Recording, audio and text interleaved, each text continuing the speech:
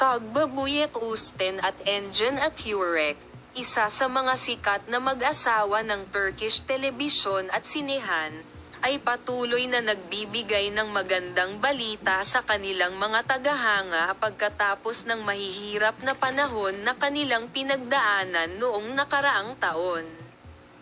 Ang sikat na mag-asawa, na gumawa ng biglaang desisyon sa Paris noong mga nakaraang buwan at gumawa ng pangalan para sa kanilang sarili, ngayon ay gumawa ng mahahalagang pahayag tungkol sa kondisyon ng kalusugan ni Engin Akyurek. Sa kanyang huling panayam, sinabi ni Tagbabuyek Usten ang tungkol sa pag-unlad ng paggamot sa kanser ng kanyang asawa at ang kanyang mga paghahanda para sa kanyang pagbabalik sa mga screen.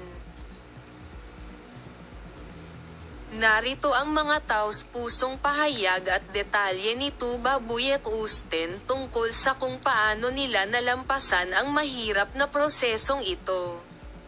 Sinimulan ni Tagbabuyek Usten ang kanyang panayam sa pamamagitan ng pagsasabi kay Engin Akyurek tungkol sa mga unang sandali nang siya ay na-diagnose. Noong una niyang napansin ang discomfort sa lalamunan ni Engin, alam niyang may mali.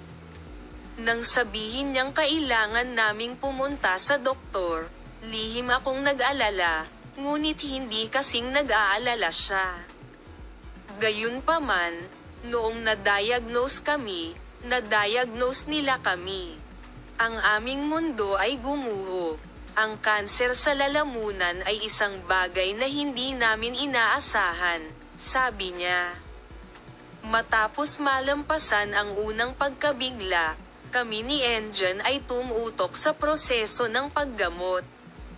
Napakahirap ng mga sesyon ng chemotherapy at radiotherapy, ngunit nanatiling malakas si Engin gaya ng dati. Ang kanilang katatagan ay nakatulong din sa akin na mabuhay. Salamat sa panonood ng video Palem. Makita ka sa mga bagong video.